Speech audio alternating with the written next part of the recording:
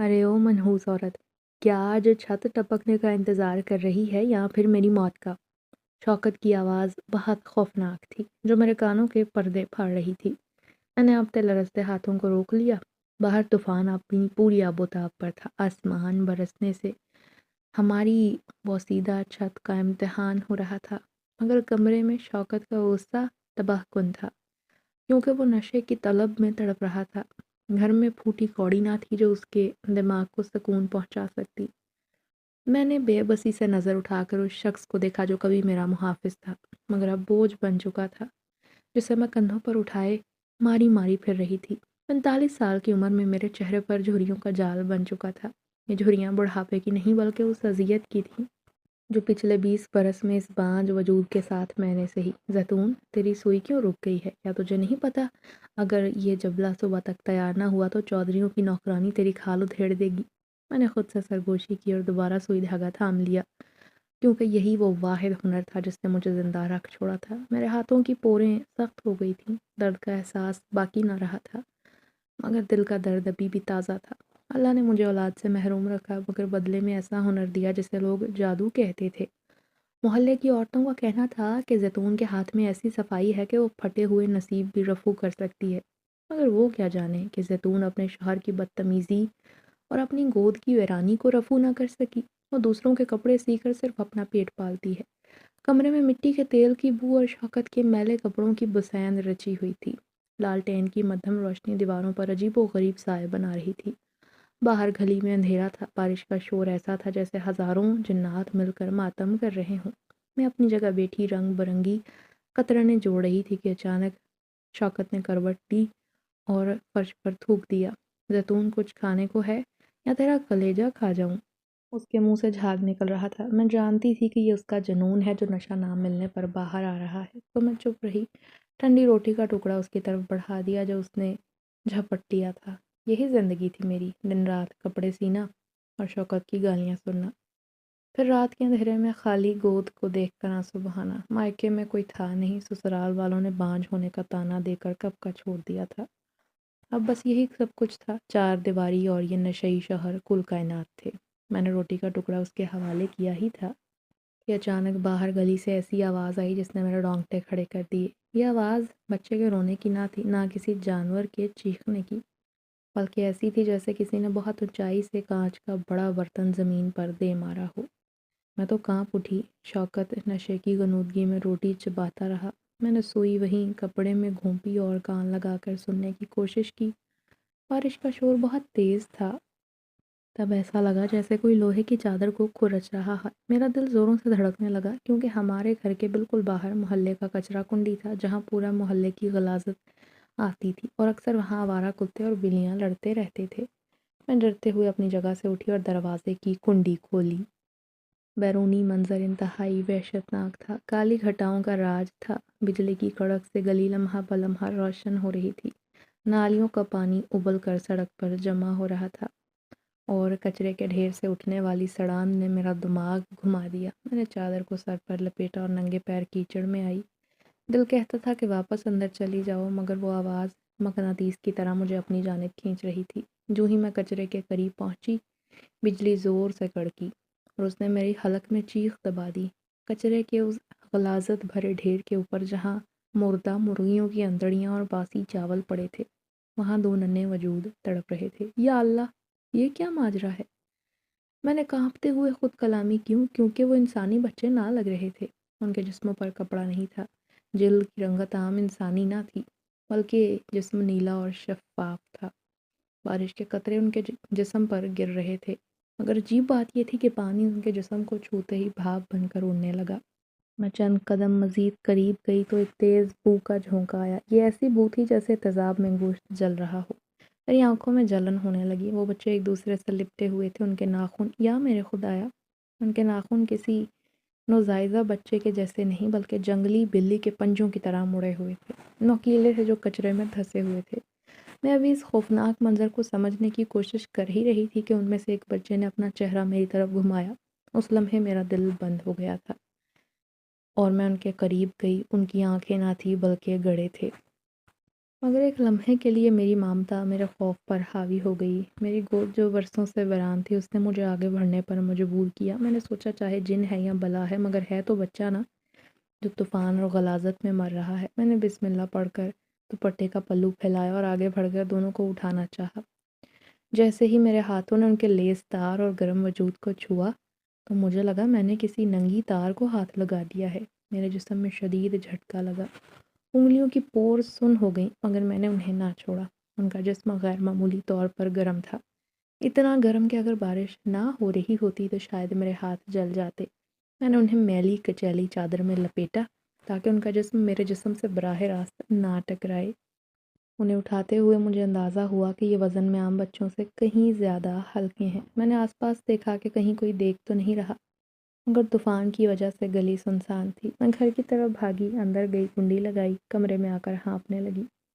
دل پسلیاں توڑ کر باہر آنے کو بےتاب تھا۔ میں نے ڈرتے ہوئے شوکت کو دیکھا، وہ خراٹے لے رہا تھا۔ اس کے منہ سے بہنے والی رال فرش پر لکیر بنا رہی تھی۔ شکر ہے خدایا یہ ہوش میں نہیں، ورنہ آج میری خیر نہ ہوتی۔ میں بچوں کو لے کر کمرے کے کونے میں آئی جہاں میں سلائی کا سامان رکھتی تھی، اور وہاں کپڑوں کے ڈھیر پر انہیں لٹایا۔ لالٹین کی روشنی جب بچوں پر پڑی تو میں اپنی چیخ بامشکل روک پائی۔ اب جب وہ میرے گھر کے اندر تھے تو میں انہیں بآسانی دیکھ سکتی تھی۔ ان کے جسم میں باریک نیلی رگیں واضح نظر آ رہی تھیں، جن میں خون کی بجائے کوئی چمکدار مادہ گردش کر رہا تھا، اور سب سے خوفناک بات یہ تھی کہ ان کے جسم سے نکلنے والی بھاپ کمرے کی چھت کی طرف اٹھ رہی تھی، جیسے وہ سانس نہیں لے رہے بلکہ دھواں چھوڑ رہے ہوں۔ میں نے کانپتے ہاتھوں سے ایک پرانا تولیہ اٹھایا تاکہ ان کے جسم سے کچرا اور کیچڑ صاف کر سکوں، کیونکہ مجھے لگا شاید یہ کچرے کی وجہ سے ایسے لگ رہے ہیں۔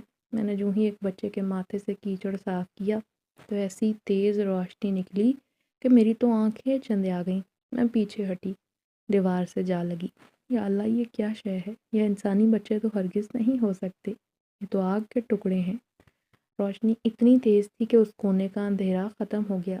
میں نے جلدی سے تولیہ ان کے اوپر ڈال دیا تاکہ روشنی چھپ جائے، مگر تولیے کے نیچے سے بھی روشنی چھن چھن کر باہر آ رہی تھی۔ مجھے سمجھ نہیں آ رہا تھا کیا کروں، کیا انہیں واپس پھینکاؤں، مگر جو ہی میں نے انہیں اٹھانے کا سوچا تو ان میں سے دوسرے بچے نے میرا ہاتھ پکڑ لیا۔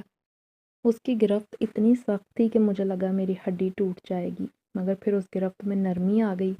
اس نے میرا ہاتھ منہ کی طرف لے جا کر چوسنا شروع کیا۔ مجھے اپنے پورے جسم میں عجیب سنسناہٹ محسوس ہوئی۔ یہ بھوک تھی، ایسی بھوک جو صدیوں پرانی لگتی تھی۔ میں نے محسوس کیا کہ جیسے وہ میری انگلی چوس رہا ہے، اس کی تپش کم ہو رہی ہے۔ میں وہیں جم کر بیٹھ گئی۔ مجھے نہیں پتا تھا کہ میں اپنے گھر میں کن بلاؤں کو پناہ دے رہی ہوں، مگر یہ یقین تھا کہ اب میری اور شوکت کی زندگی پہلے جیسی نہ رہے گی۔ اچانک شوکت نے نیند میں کروٹ لی اور بڑبڑایا، کون ہے؟ میرا دل حلق میں آ گیا۔ میں نے جلدی سے سلائی والے تھیلے سے مزید کپڑے نکالے اور بچوں پر ڈال دیے تاکہ ان کی وہ پراسرار چمک چھپ جائے۔ میں سانس روکے شوکت کو دیکھتی رہی۔ وہ کچھ دیر بے چینی سے پہلو بدلتا رہا، پھر خراٹے لینے لگا۔ میں نے سکھ کا سانس لیا، مگر میری نظر ان کپڑوں کے ڈھیر پر پڑی جن کے نیچے وہ دونوں چھپے ہوئے تھے۔ ان کے نیچے سے ابھی بھی مدھم نیلی روشنی نکل رہی تھی۔ کمرے میں جلنے کی بو مزید تیز ہو گئی تھی۔ میں جانتی تھی یہ بو جلد یا بدیر شوکت کو جگا دے گی یا شاید محلے والوں کو یہاں کھینچ لائے گی۔ مجھے کچھ کرنا تھا اور بہت جلدی کرنا تھا، ورنہ یہ دونوں معصوم دکھنے والی بلائیں ہمیں راکھ کر دیں گی۔ میں نے ہمت کر کے کپڑا ہٹایا۔ وہ مجھے دیکھ رہے تھے، مگر ان کی آنکھیں اب خالی گڑھے جیسی نہ تھی بلکہ ان میں ستاروں جیسی چمک تھی۔ وہ مجھے دیکھ کر مسکرائے کہ ان کے منہ کے اندر باریک اور تیز دانت چمک اٹھے۔ مجھے لگا کہ جیسے وہ کہنا چاہتے ہوں کہ ہمیں بھوک لگی ہے، اور ہماری بھوک صرف انگلی چوسنے سے نہ مٹے گی۔ طوفان کا زور باہر ٹوٹ رہا تھا۔ میں نے سلائی مشین کی طرف دیکھا اور پھر قطرنوں کی طرف جو میں نے یتیم بچوں کے لیے سنبھال رکھی تھی۔ میرے ذہن میں خیال آیا کہ میں تو انہیں چھپا سکتی ہوں۔ میں نے فوراً کینچی اٹھائی۔ مجھے نہیں پتا تھا کیا کرنے جا رہی ہوں۔ اس سے پہلے کہ یہ روشنی میری موت بن جاتی، میرے سامنے وہ پڑے دونوں نوری وجود کسی ٹائم بم کی طرح ٹک ٹک ٹک ٹک کر رہے تھے۔ میں نے ایک نظر سوئے شوکت پر ڈالی جو اب تک نشے کی دنیا میں گم تھا، پھر تیزی سے اپنے پرانے ٹرنک کی طرف لپکی جس میں نے خاص قطرنیں سنبھال کر رکھی تھیں۔ جو میں نے محلے کے یتیم بچوں یا مسجد کے امام صاحب کے گھر سے ملنے والے صدقے کے کپڑوں سے بچائی تھی۔ یہ محض کپڑے کے ٹکڑے نہ تھے بلکہ وہ نیکی کے چھوٹے ذرات تھے جنہیں میں جوڑ کر اپنی آخرت سنوارنے کی کوشش کرتی، مگر آج مجھے انہیں ٹکڑوں سے اپنی دنیا بچانی تھی۔ میں نے کپڑوں کا ایک انبار زمین پر الٹ دیا۔ میری نظر موٹے کھدر کے کپڑے پر پڑی جو گہرا مٹیالے رنگ کا تھا، تو میں نے بسم اللہ پڑھ کر کینچی چلائی۔ کچ کچ کچ کینچی چلنے کی آواز رات کے سناٹے میں ہتھوڑے کی طرح لگی۔ میں نے اندازے سے 2 چھوٹے کرتے کاٹے۔ ہاتھ یوں چل رہے تھے جیسے کوئی غیبی طاقت میری انگلیوں میں آ گئی ہو۔ مجھے ڈر تھا کہ کہیں شوکت کی آنکھ کھل گئی تو وہ اس روشنی کو دیکھ کر پاگل ہو جائے گا یا لالچ میں آ کر کوئی مصیبت نہ کھڑی کر دے۔ میں نے مشین کے پیڈل پر پیر رکھا، پہلا ٹانکا لگایا۔ جو ہی سوئی کپڑے کے اندر گئی، میرے منہ سے بے اختیار آیت الکرسی کا ورد شروع ہو گیا۔ میں نہیں جانتی تھی کہ میں کیا کر رہی ہوں، مگر مجھے لگ رہا تھا کہ میں دھاگا نہیں بلکہ دعائیں سی رہی ہوں۔ ہر ٹانکے کے ساتھ میں اپنی مامتا اور اپنی حفاظت کی دعا اس کپڑے میں پرو رہی تھی۔ مشین کی کھڑکھڑاہٹ تھی۔ مجھے شاید 10 منٹ لگے ہوں گے وہ 2 چھوٹے بے ڈھنگے کرتے تیار کرنے میں، کیونکہ فی الحال نفاست کا وقت نہیں تھا۔ میں نے جلدی سے دھاگا دانتوں سے کاٹا اور کرتے لے کر ان کی طرف بڑھی۔ میں نے اللہ کا نام لے کر پہلے والے بچے کو اٹھایا۔ اس کا جسم دہکتے کوئلے کی طرح گرم تھا۔ میں نے کرتا اس کے سر سے گزارا، اس کے جسم پر پہنایا۔ ایک معجزہ ہوا جو دیکھ کر میری آنکھیں پھٹی کی پھٹی رہ گئیں۔ جیسے پانی پر تیل ڈالنے سے لہریں تھم جاتی ہیں، بالکل ویسے ہی اس کرتے نے اس کے جسم کو چھوتے ہی وہ تیز سفید اور نیلی روشنی نگل لی۔ وہ جو ابھی ایک نوری بلا لگ رہا تھا اچانک انتہائی خوبصورت اور عام سا انسانی بچہ بن گیا۔ اس کی خوفناک آنکھیں اچانک معصوم کالی آنکھوں میں بدل گئی اور اس کے ہاتھ بھی انسانوں جیسے ننھے ہاتھوں میں بدل گئے تھے۔ دوسرے کو بھی کرتا پہنایا اور پھر وہی ہوا۔ اب صرف لالٹین کی پیلی روشنی باقی رہ گئی تھی۔ میری سلائی نے، ان معمولی قطروں نے ان کی حقیقت پر غلاف چڑھا دیا۔ ابھی میں سکھ کا سانس نہ لے پائی تھی کہ پیچھے سے چارپائی کے چرچرانے کی آواز آئی۔ میں نے مڑ کر دیکھا، شوکت اٹھ بیٹھا تھا، اپنی سوجی آنکھوں سے مجھے گھور رہا تھا اور بچوں کو بھی۔ اس کی نظروں میں حیرت نہیں بلکہ شک تھا کہ یہ کون ہے۔ اس کی بھاری روبدار آواز گونجی، یہ جلنے کی بو کیسی ہے، جیسے تو نے گھر میں ٹائر جلایا ہے۔ میرا دل زوروں سے دھڑک رہا تھا کیونکہ اب وہ اگرچہ انسانی بچے لگ رہے تھے۔ میں نے کہا، یہ میری دور کی خالہ زاد کے پوتے ہیں۔ میں نے اٹکتے ہوئے جھوٹ بولا، ان کی ماں مر گئی ہے اور باپ پال نہیں سکتا تو وہ انہیں یہاں چھوڑ گیا ہے کہ زیتون تو ویسے بھی بانجھ ہے، تو پال لے۔ میں نے اپنی طرف سے کہانی گھڑی تاکہ اس شوکت کا منہ بند کر سکوں۔ وہ لڑکھڑاتے ہوئے میرے قریب آیا، جھک کر بچوں کو دیکھا۔ اس کی گندگی سے بھرپور سانسیں میرے چہرے سے ٹکرائیں۔ پال لے گی؟ اسے طنزیہ ہنسی ہنسی، تیرے پاس تو کھانے کے لیے روٹی نہیں، تو 2 اور کو پالے گی؟ مجھے لگا وہ مجھے مارے گا، مگر اس نے بچوں کے گلے میں پڑے کسی تعویذ یا سونے کی تلاش میں ہاتھ بڑھایا۔ جو ہی اس کا ہاتھ بچے کے بازو سے مس ہوا، اسے کرنٹ جیسا جھٹکا لگا۔ اس نے ہاتھ پیچھے کھینچ لیا۔ یہ کیا ہے؟ اس کا جسم تو بخار سے تپ رہا ہے۔ ارے یہ بیمار ہیں، انہیں دور رکھ، کہیں مجھے بھی بیمار نہ کر دیں۔ میں نے اللہ کا شکر ادا کیا کہ اس نے بچوں کو اٹھانے کی کوشش نہیں کی۔ شوکت نے میری جیب سے زبردستی 10 روپے نکالے جو میں نے دھاگے کے لیے رکھے تھے اور بڑبڑاتے ہوئے دروازے کی طرف بڑھ گیا۔ اگر ان کا باپ پیسے دے کر گیا ہے تو مجھے بتا دینا، ورنہ کل میں انہیں یتیم خانے چھوڑ آؤں گا۔ یہ کہہ کر وہ طوفانی برستی بارش میں نکل گیا۔ میں جانتی تھی وہ نشے کی تلاش میں گیا ہوگا۔ اس کے جاتے ہی میں نے ڈھال ہو کر فرش پر بیٹھ گئی۔ بچے پرسکون تھے اور گود میں سر رکھے سو رہے تھے، مگر مجھے نیند نہ آ رہی تھی۔ مجھے احساس ہو رہا تھا میں نے مصیبت کو صرف ٹالا ہے، ختم نہیں کیا۔ یہ بچے عام نہیں، اور جس طرح ان کی روشنی میرے قطرنوں والے لباس نے چھپائی ہے، اس کا مطلب ہے ان کے پیچھے کوئی بہت بڑی طاقت لگی ہے۔ اگلے 2 دن تیزی سے گزرے، مگر ان 2 دنوں میں جو کچھ ہوا وہ سالوں پر بھاری تھا۔ وہ بچے عام انسانوں کی طرح نہ بڑھ رہے تھے، وہ گھنٹوں میں دنوں کا سفر کرتے۔ 2 دن میں یوں لگنے لگا جیسے 6 ماہ کے ہیں۔ ان کی بھوک مٹانا ایک امتحان بن گیا تھا۔ وہ دودھ نہیں پیتے تھے۔ جب بھی بھوک لگتی، مجبوراً مجھے اپنی انگلی ان کے منہ میں دینی پڑتی اور وہ خون نہیں چوستے تھے، بلکہ مجھے لگتا کہ وہ میرے اندر سے میری توانائی یا جان کھینچ رہی ہیں۔ ہر بار جب وہ پیٹ بھرتے تو میں نے ڈھال ہو جاتی، میری رنگت پیلی پڑ جاتی اور آنکھوں کے گرد ہلکے گہرے ہو جاتے۔ مگر ان کے چہروں پر رونق آ جاتی۔ مجھے لگتا تھا جیسے میں اپنی زندگی کی سانسیں کم کر کے ان کی زندگی میں ڈال رہی ہوں۔ مگر عجیب بات یہ تھی کہ مجھے سودے میں گھاٹا نہ لگ رہا تھا۔ مجھے تو ان سے محبت ہو گئی تھی، جیسے میں نے انہیں پیٹ میں رکھا ہو۔ تیسری رات عجیب واقعہ ہوا۔ میں تھک کر مشین پر سر رکھ کر سو گئی تھی۔ بچے میرے پاس فرش پر بچھی گدی پر سو رہے تھے۔ اچانک مجھے لگا کوئی میرے دماغ میں سرگوشی کر رہا ہے۔ اماں، میں ہڑبڑا کر اٹھ بیٹھی۔ شوکت گھر پر نہ تھا۔ میں نے بچوں کو دیکھا، وہ جاگ رہے تھے۔ لڑکا جس کا نام میں نے دل میں ہی یاقوت رکھا تھا، وہ زمین سے چند انچ اوپر معلق تھا۔ ہاں، وہ بستر پر نہیں، ہوا میں تیر رہا تھا۔ یاقوت کے ہونٹ نہ ہل رہے تھے، مگر اس کی آواز میرے دماغ میں گونجی، ڈرو مت اماں، ہم تمہیں نقصان نہیں پہنچائیں گے۔ ہم قبیلہ نور کے وارث ہیں۔ ہمارے جسم کی یہ روشنی ہی ہماری طاقت ہے اور ہماری موت بھی۔ ہمارے باپ شاہ جنات نے ہمیں بچانے کے لیے کچرے میں پھینکا تھا، کیونکہ قبیلہ دودھ یعنی دھوئیں والے جنات ہمیں مارنا چاہتے تھے۔ وہ روشنی کو کھا جاتے ہیں، اندھیرا پھیلاتے ہیں۔ وہ ہماری خوشبو میلوں دور سے سونگھ سکتے ہیں۔ میں بت بنی سنتی رہی، میرا پورا وجود پسینے میں شرابور تھا۔ یاقوت نے اپنی بات جاری رکھی، تیری یہ قطرنیں یہ معمولی کپڑے نہیں اماں، تو نے انہیں صدقے اور نیکی کے کپڑوں سے بنایا ہے۔ انسانی نیکی کا حصار دنیا کا سب سے مضبوط جادو ہے۔ جب تک ہم تیرے سیے ہوئے ان کپڑوں میں ہیں، دھوئیں والے جنات ہماری بو نہیں سونگھ سکتے۔ تیری یہ سلائی ہمارے لیے لوہے کی دیوار ہے، مگر ہوشیار رہنا، دشمن قریب آ گیا ہے۔ تیرے گھر میں لالچ کی بو بہت تیز ہے۔ یاقوت کی بات ختم ہوتے ہی وہ بستر پر گرا اور عام بچہ بن گیا تھا۔ لالچ کی بو، اس کا اشارہ یقیناً شوکت کی طرف تھا۔ میرا دل ڈوب گیا تھا۔ مجھے اندازہ نہیں تھا کہ خطرہ اب دروازے پر نہیں بلکہ دہلیز کے اندر ہے۔ تبھی دستک ہوئی۔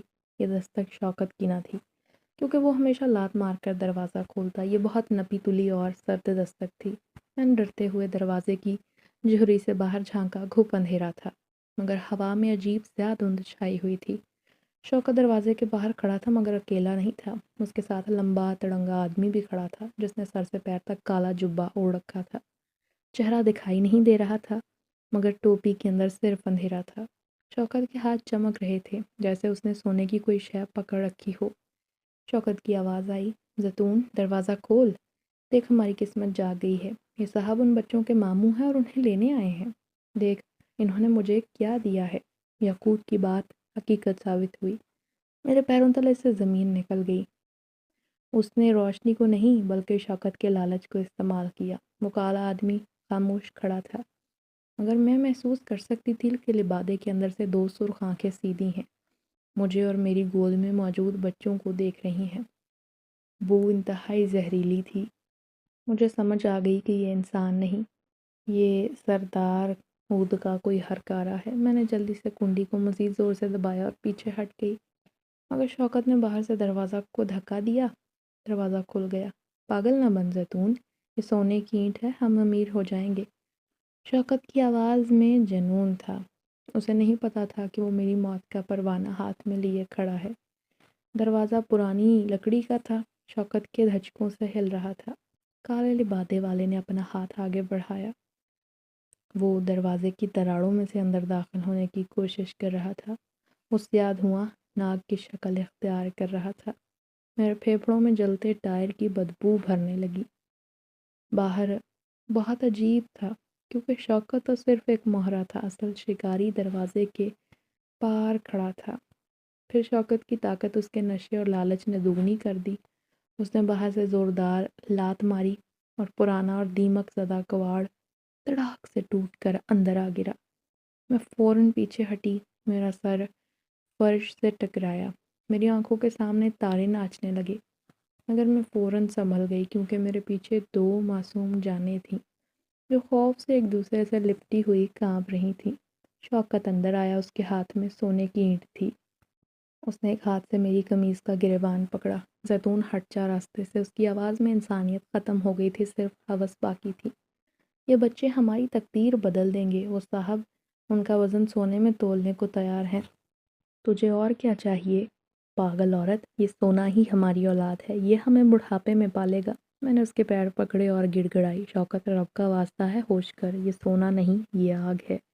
وہ باہر کھڑا شخص انسان نہیں، وہ بلا ہے، ان بچوں کو کھا جائے گا۔ کیا تو اپنی ہی چھت کے نیچے یتیموں کا سودا کرے گا؟ مگر اس نشئی نے اتنی زور سے ٹھوکر ماری، میں لڑکتی ہوئی دیوار سے جا ٹکرائی۔ باہر کھڑا وہ لبادے والا شخص اندر داخل نہ ہوا۔ شاید گھر کی دہلیز پر پڑی آئیتل کرسی کی برکت تھی یا کوئی اور وجہ۔ وہ باہر کھڑا رہا۔ اس نے اپنا دھواں نما ہاتھ اندر کی طرف لہرایا، جیسے شوکت کو حکم دے رہا ہو کہ بچوں کو باہر لے آؤ۔ شوکت نے جھک کر نیلم کی ٹانگ پکڑی اور اسے گھسیٹتے ہوئے باہر نکالنے لگا۔ بچوں کی چیخوں نے میرا کلیجہ چیر دیا۔ چھوڑ دو اماں، نہ بچاؤ۔ اس کی آواز میں کانچ ٹوٹنے والی وہی پرانی گونج تھی۔ میں زخمی شیر کی طرح اٹھی اور شوکت کے بازو پر دانت گاڑ دیے۔ وہ تکلیف سے بلبلایا، مگر اس نے اس بچی نیلم کو نہ چھوڑا، بلکہ دوسرے ہاتھ سے کھینچا تانی شروع کر دی، اور پھر وہی ہوا جس کا مجھے ڈر تھا۔ اس چھینا جھپٹی میں خوفناک آواز آئی۔ یہ کپڑا پھٹنے کی آواز تھی۔ شوکت کی کھینچا تانی میں نیلم کا وہ مٹیالہ کرتا جو میں نے قطرنوں سے سیا تھا، کندھے سے لے کر کمر تک پوری طرح پھٹ گیا۔ جو ہی وہ حفاظتی غلاف پھٹا، نیلم کے جسم سے ایک ایسی تیز نیلی شعاع نکلی کہ ہم سب کی آنکھیں خیرہ ہو گئیں۔ یہ روشنی اتنی شدید اور طاقتور تھی کہ اس نے سیدھا اوپر چھت کی جانب سفر کیا۔ چھت کے بانسوں اور ٹائلوں کو چیرتی ہوئی وہ آسمان کی طرف نکل گئی۔ یہ صرف روشنی نہیں، ایک ایسی فریاد تھی جو زمین سے آسمان تک گئی تھی۔ شوکت گھبرا کر پیچھے ہٹا، آنکھوں پر ہاتھ رکھ لیے۔ میری آنکھیں، یہ کیا آگ ہیں؟ یا خدا! وہ گر پڑا اور سونے کی اینٹ اس کے ہاتھ سے نکل کر دور جا گری۔ باہر کھڑے کالے ہیولے نے جو ہی روشنی آسمان کی طرف جاتی دیکھی، اس نے بھیانک کہا لگایا۔ یہ انسانی کہا ہرگز نہ تھا، بلکہ ایسا تھا جیسے ہزاروں کوے ایک ساتھ مل کر کائیں کائیں کر رہے ہوں۔ شکار مل گیا، نور مل گیا، اس کی بھاری آواز گونجی۔ دیکھتے ہی دیکھتے باہر کا موسم بدل گیا۔ جو بارش تھمی ہوئی تھی دوبارہ شروع ہو گئی۔ آسمان سے کالی راکھ برسنے لگی، محلے کی بتیاں گل ہو گئیں۔ اندھیرے میں صرف نیلم کے جسم سے نکلنے والی نیلی شعاع ایک ستون کی طرح کھڑی تھی جو دشمنوں کو راستہ دکھا رہی تھی۔ اب چھپنے کا وقت ختم ہو گیا تھا، دشمن نے ہمیں دیکھ لیا تھا۔ شوکت آنکھیں مسلتے ہوئے درد سے کراہتا جا رہا تھا۔ میں نے افراتفری کا فائدہ اٹھایا اور فوراً نیلم اور یاقوت کو باہوں میں بھرا۔ نیلم کا جسم تیزی سے گرم ہو رہا تھا۔ اس کے پھٹے لباس سے روشنی کا سیلاب باہر آ رہا تھا جو اسے کمزور کر رہا تھا۔ میں اسے گھسیٹتی سلائی والے کمرے کی طرف بھاگی جو گھر کے پچھلے حصے میں تھا۔ میں نے جلدی سے بچوں کو اندر دھکیلا اور کنڈی لگا دی۔ باہر صحن میں طوفان برپا تھا۔ چھت پر بھاری قدموں کی آوازیں آ رہی تھیں، جیسے بہت سے لوگ چھت پر کود رہے ہیں۔ دھڑ دھڑ دھڑ، یہ قبیلہ دودھ کا لشکر تھا۔ کمرے کے اندر کا منظر خوفناک تھا۔ نیلم فرش پر پڑی تڑپ رہی تھی۔ اس کے جسم سے نکلنے والی روشنی کمرے کی دیواروں کو جلا رہی تھی۔ یاقوت رو رہا تھا، اس کا جسم بھی کانپ رہا تھا۔ زیتون اماں، وہ آ گئے ہیں، وہ ہمیں لے جائیں گے، وہ ہچکیوں سے روتے ہوئے بولا۔ میں نے جلدی سے مشین کو دیکھا۔ میرا واحد امید، میری واحد ہتھیار باہر دروازے پر دھکے پڑنے لگے۔ یہ شوکت نہیں تھا، یہ وہ کالا دھواں تھا جو اب دروازے کی لکڑی کو گلا رہا تھا۔ لکڑی کے جلنے اور چٹکنے کی آواز آنے لگی۔ میرے پاس وقت کم تھا۔ میں اگر اس کا پھٹا کرتا اتار کر اسے سیتی تب تک وہ مر جاتی یا دشمن اندر آ جاتا۔ مجھے دیوانہ وار ایک فیصلہ کرنا تھا۔ میں نے نیلم کو اٹھایا، اپنی گود میں بٹھا لیا، مشین میں دھاگا ڈالا اور مشین کا پہیہ گھمایا۔ بیٹا ہلنا مت، میں تیرے جسم پر پہنے ہی اسے سیوں گی۔ یہ بہت خطرناک عمل تھا۔ ذرا سی غلطی سے سوئی اس کے گوشت میں پیوست ہو سکتی تھی، مگر میرے پاس کوئی چارہ نہ تھا۔ میں نے بسم اللہ پڑھ کر مشین چلائی۔ کھڑ کھڑ کمرے میں گونجنے لگی۔ دروازہ ٹوٹ رہا تھا، اندر مشین چل رہی تھی، میرے ہاتھ کانپ رہے تھے، مگر میری نیت مضبوط تھی۔ میں نے نیلم کے کرتے کے دونوں پھٹے حصوں کو جوڑا اور تیزی سے ٹانکے لگانے لگی۔ میری سوئی صرف کپڑوں کو نہیں، بلکہ اس نوری سیلاب کو بند کرنے کی کوشش کر رہی تھی جو نیلم کے وجود سے بہہ رہا تھا۔ جوں جوں ٹانکے لگتے گئے روشنی مدھم ہوتی گئی۔ اچانک باہر سے زوردار دھماکہ ہوا۔ دروازے کا اوپر والا حصہ ٹوٹ کر گر گیا۔ کالا دھواں کمرے میں سانپ کی طرح لہراتا ہوا داخل ہوا۔ دھوئیں کے اندر سے مجھے سرخ آنکھیں گھورتی نظر آئیں۔ رک جا آدم زادی، بھاری آواز گونجی، تو تقدیر کو نہیں روک سکتی۔ یہ دونوں ہمارے ہیں۔ دھوئیں نے ایک بڑے ہاتھ کی شکل اختیار کی اور میری طرف بڑھا۔ میری سانس رکنے لگی۔ یاقوت ڈر کے مارے میرے قدموں سے لپٹ گیا۔ میں نے مشین نہ روکی بلکہ رفتار بڑھا دی۔ میری انگلیاں کئی بار سوئی کے نیچے آئیں، خون کے قطرے کپڑوں پر گرے، مگر عجیب بات یہ ہوئی کہ جو ہی میرا انسانی خون طلسماتی کپڑے اور نوری وجود کے ساتھ ملا، دھاگے کا رنگ لال ہو گیا اور اس میں سے سنہری چمک نکلنے لگی۔ یہ میرا خون تھا جس نے اس حصار کو ناقابل تسخیر بنا دیا تھا۔ دھوئیں کا ہاتھ جو ہی میرے قریب آیا، مشین سے نکلنے والی اس چمک نے اسے جھلسا دیا تھا۔ باہر سے چیخ سنائی دی۔ میں نے محسوس کیا کہ میری قربانی اور میری تکلیف اس جادو کو مزید طاقتور بنا رہی ہے۔ میں نے دانت بھینچ لیے اور بغیر تکلیف کی پرواہ کیے سلائی کرنا جاری رکھا۔ دروازہ پوری طرح ٹوٹ چکا تھا۔ کمرے کے دروازے پر 5-6 کالے سائے کھڑے تھے اور سب دھوئیں کے بنے ہوئے جنات تھے جن کے جسموں سے راکھ جھڑ رہی تھی۔ وہ اندر آنے کو تیار تھے، مگر مشین کی آواز اور وہ سنہری دائرہ جو بچوں کے گرد بن چکا تھا انہیں روکے ہوئے تھا۔ ان کا بھیانک سردار آگے بڑھا، اس نے منہ کھولا تو اس میں سے آگ اور دھواں نکلا۔ اس عورت کو مار دو، مشین کو توڑ دو۔ وہ جادوگر سائے میری طرف لپکے تھے۔ نیلم کا لباس تقریباً سل گیا تھا، بس آخری 2 انچ کا چیرہ باقی تھا جہاں سے ابھی بھی باریک سی روشنی نکل رہی تھی۔ سائے میرے سر پر پہنچ چکے تھے، ان کے ٹھنڈے برفیلے ہاتھ میری گردن کی طرف بڑھ رہے تھے۔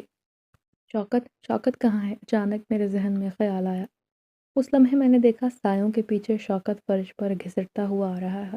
وہ اندھا ہو چکا تھا مگر آوازوں کے تعاقب میں یہاں تک پہنچ گیا۔ زیتون، سونا کہاں ہے؟ وہ اب بھی اسی لالچ میں تھا۔ اس کی بدقسمتی کہ وہ سیدھا سردار کے پیروں میں جا گرا۔ سردار نے اسے حقارت سے دیکھ کر زوردار ٹھوکر ماری۔ ہٹ جا کیڑے! شوکت دیوار سے ٹکرایا اور بے ہوش ہو گیا۔ میں نے آخری ٹانکا لگا دیا۔ جو ہی ٹانکا مکمل ہوا، میں نے دھاگے توڑنے کے لیے کینچی نہ ڈھونڈی بلکہ منہ سے دھاگا کاٹا۔ ٹانکا لگتے ہی زوردار دھماکہ ہوا، مگر یہ دھماکہ تباہی کا نہیں بلکہ حفاظت کا تھا۔ تبھی نیلم کے کرتے میں سے سنہری لہر نکلی جو کمرے میں پھیل گئی، اور اس لہر نے ان کالے سایوں کو یوں اڑا دیا جیسے آندھی سوکھے پتوں کو اڑاتی ہے۔ وہ چیختے ہوئے پیچھے گرے اور دیواروں کے پار نکل گئے، مگر یہ جیت عارضی تھی۔ مجھے معلوم تھا یہ پہلا حملہ تھا، وہ پھر سے پلٹ کر آئیں گے اور زیادہ طاقتور ہو کر آئیں گے۔ ہم نے اوپر دیکھا، چھت کی کڑیاں ٹوٹ رہی تھیں، کوئی بہت بھاری چیز چھت پر اتری تھی۔ کیا یہ ان کا بادشاہ ہے یا ہمارا مددگار؟ یاقوت نے میرا ہاتھ دبایا اور سرگوشی کی۔ بابا، چھت کی بوسیدہ لکڑیاں ٹوٹنے کی وہ خوفناک آواز کسی دھماکے سے کم نہ تھی۔ تبھی چھت کا بڑا حصہ ریت کے تودے کی طرح نیچے آن گرا۔ میں نے فوراً بچوں کو اپنے نیچے چھپا لیا اور اپنی پیٹھ کو ڈھال بنا لیا تاکہ گرنے والا ملبہ اور اینٹیں انہیں نقصان نہ پہنچا سکیں۔ کمرے میں دھول اور مٹی کا طوفان برپا ہو گیا تھا جس نے کچھ لمحوں کے لیے سب کچھ دھندلا دیا تھا، مگر اس دھول کے بادل کے بیچوں بیچ ایک ایسا منظر ابھرا جس نے میرے اور وہاں موجود شیطانی سایوں کے اوزان خطا کر دیے۔ چھت میں ہونے والے بڑے شگاف سے بارش کا پانی اندر نہیں آ رہا تھا بلکہ ایک نوری وجود فرش پر اترا اور اس کے پیر زمین پر لگتے ہی زمین لرز اٹھی تھی۔ کھڑکیاں اور شیشے کے برتن تڑاک سے ٹوٹ گئے۔ یہ کوئی عام مخلوق نہ تھی، یہ وہ تھا جس کا انتظار یاقوت کر رہا تھا۔ یہ شاہ جنات تھا، قبیلہ نور کا بادشاہ۔ دھول چھٹی تو میں نے دیکھا میرے سامنے دیو ہیکل شخص کھڑا تھا جس کا قد چھت سے بھی اونچا تھا اور اسے جھک کر کھڑے ہونا پڑ رہا تھا۔ اس کے ہاتھ میں تلوار تھی جس سے مسلسل چنگاریاں نکل رہی تھیں۔ اس کا پرجلال چہرہ تھا۔ اس کی آمد نے کمرے میں موجود کالے دھوئیں کے جنات کو دیواروں کے ساتھ چپکنے پر مجبور کر دیا۔ سردار، وہ جو کچھ دیر پہلے میری جان لینے پر تلا تھا، اب خوف سے سکڑا ہوا تھا۔ بادشاہ نے اپنی گرجدار آواز میں نعرہ لگایا، اے تاریکی کے کیڑوں، تمہاری جرت کیسے ہوئی کہ تم نے میرے وارثوں اور ان کے محافظوں کی طرف میلی آنکھ اٹھا کر دیکھا؟ اس کی آواز میں انتہا کا جلال تھا۔ یاقوت اور نیلم بہت خوش ہوئے۔ بابا، مگر دشمن بھی اتنی آسانی سے ہار ماننے والا نہ تھا۔ سردار دودھ نے اپنی بکھری طاقت کو سمیٹا اور زہریلے ناگ کی طرح پھنکارا، شاہ جنات، تو یہاں اکیلا ہے، ہم تعداد میں زیادہ ہے، یہ تیرا نور یہیں بجھ جائے گا۔ اس کے اشارے پر کمرے کے کونوں میں چھپے درجنوں کالے سائے ایک ساتھ بادشاہ پر حملہ آور ہوئے اور ایک جنگ چھڑ گئی۔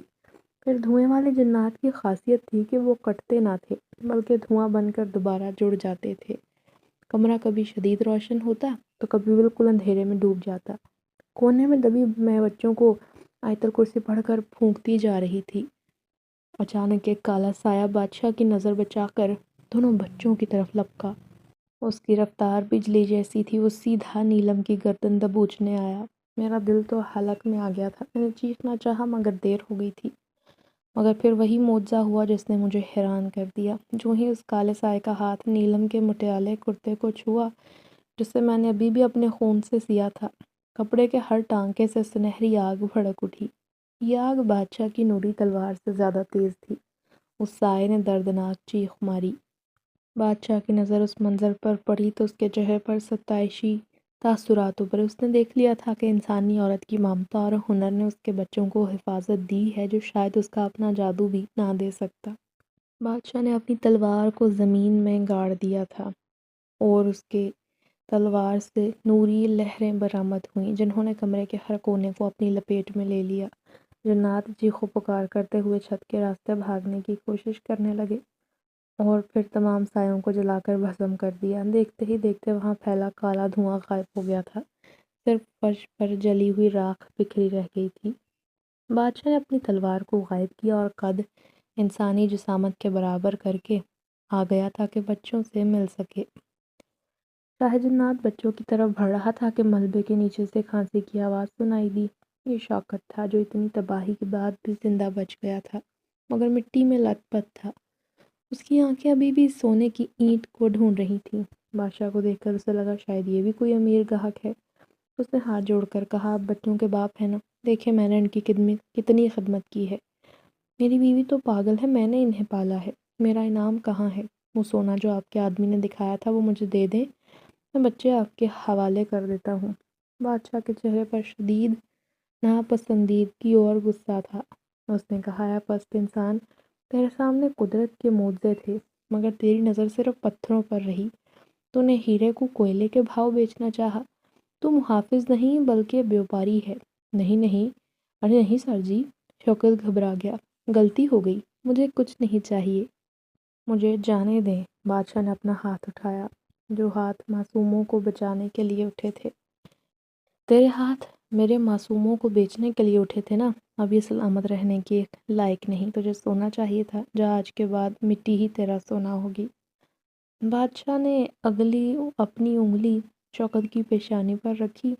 اگلے لمحے شوکت کا جسم اکڑ گیا اور زبان جو ہر وقت لالچ کی باتیں کرتی تھی وہ تالو سے چپک گئی اور آنکھیں جن میں ہوس تھی آنکھیں سفید پڑ گئیں۔ بادشاہ نے اسے مارا نہیں تھا بلکہ گونگا بہرا اور اندھا فقیر بنا دیا تھا۔ تبھی تیز آندھی کا بگولا کمرے میں آیا جس نے شوکت کو اٹھایا اور باہر پٹخ دیا۔ میں نے دیکھا وہ ٹھیک اسی کچرا کڈی پر جا گرا جہاں سے میں نے بچوں کو اٹھایا تھا۔ یہ قدرت کا انصاف تھا، یہی اس کی اوقات تھی۔ کچرے کے ڈھیر پر شوکت کا قصہ تمام کرنے کے بعد بادشاہ میری طرف مڑا۔ مجھے لگا وہ مجھ سے بھی ناراض ہوگا کہ میں نے بچوں کو اتنے غریب خانے میں رکھا۔ بادشاہ کے قدموں کی آہٹ سے میرا دل ڈوب رہا تھا۔ یاقوت اور نیلم ٹانگوں سے لپٹے ہوئے تھے، وہ بادشاہ کے پاس جانے کو تیار نہ تھے۔ بادشاہ کا چہرہ پرسکون تھا۔ اس نے جھک کر میرے ان ہاتھوں کو دیکھا جو سوئی کے زخموں سے چھلنی تھے، جن پر اب تک سوکھے ہوئے خون کے نشانات تھے۔ اے محنتی عورت، تو ڈرنا، میں تیرا مجرم ہوں کہ میں نے اپنے جگر کے گوشوں کو کچرے میں پھینکا تاکہ وہ زندہ رہ سکیں۔ مجھے لگا تھا غلاظت کی بو انہیں چھپا لے گی مگر تو نے انہیں وہ چیز دی جو میری پوری سلطنت میں نایاب ہے، تو نے انہیں ممتا دی۔ میں نے دیکھا کیسے تیری معمولی سوئی اور دھاگے نے میرے طاقتور دشمنوں کو روک دیا۔ جنات کا جادو کاٹ سکتا ہے مگر انسانی نیکی اور ممتا کا کوئی جن نہیں توڑ سکتا۔ تیرے خون میں وہ تاثیر ہے جس نے معمولی قطرنوں کو دنیا کے سب سے مضبوط ڈھال بنا دیا۔ پھر بادشاہ نے ہاتھ بڑھایا کہ بچوں کو لے جائے۔ آؤ میرے بچوں، خطرہ ٹل گیا ہے، ہم واپس اپنے محل میں چلتے ہیں۔ مگر بچے اپنی جگہ سے نہ ہلے۔ نیلم نے میری قمیض کا دامن اتنی زور سے پکڑا ہوا تھا کہ اس کی انگلیاں سفید ہو گئیں۔